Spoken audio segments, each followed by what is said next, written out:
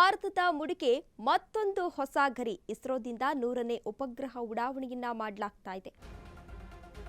ಭಾರತದ ಮುಡಿಗೆ ಮತ್ತೊಂದು ಹೊಸ ಗರಿ ಅಂತಾನೆ ಹೇಳಬಹುದು.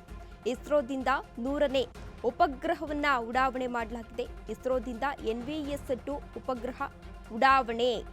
ಶ್ರೀಹರಿಕೋಟದಿಂದ ಉಪಗ್ರಹವನ್ನ ಉಡಾವಣೆಯನ್ನ ಮಾಡಲಾಗಿದೆ.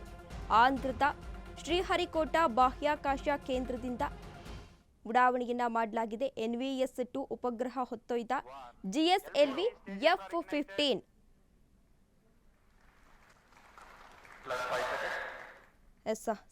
1963ರ ನವೆಂಬರ್ 21ರಂದು ಅಮೆರಿಕದ ರಾಕೆಟ್ ಅನ್ನು ಬಳಸಿ ಮೊದಲ ಬಾರಿಗೆ ಉಪಗ್ರಹ ಮಾಡಿದ್ದ ಭಾರತೀಯ ಬಾಹ್ಯಾಕಾಶ ಸಂಶೋಧನಾ ಸಂಸ್ಥೆ ಇಸ್ರೋ ಇದೀಗ ಇವತ್ತು ತನ್ನ 100ನೇ ಉಡ್ಡಯನವನ್ನ ಯಶಸ್ವಿಯಾಗಿ ನಡೆಸಿದೆ. ಇಂದು ಬೆಳಿಗ್ಗೆ ಆಂಧ್ರಪ್ರದೇಶದ ಶ್ರೀಹರಿಕೋಟದಿಂದ NVS-2 ಉಪಗ್ರಹ ಹೊತ್ತ GSLV ಬೆಂಕಿ ಉಗುಳುತ್ತಾ ನಭಕ್ಕೆ ಈಗಾಗಲೇ ಜಿಗಿದಿದೆ. ಈ ಮೂಲಕ ಸ್ವದೇಶಿ GPS ಯೋಜನೆಯ ಭಾಗವಾಗಿ NVS-2 ಉಪಗ್ರಹವನ್ನ ಇಸ್ರೋ ಯಶಸ್ವಿಯಾಗಿ ಈಗಾಗಲೇ ಉಡಾವಣೆ ಮಾಡಿದೆ.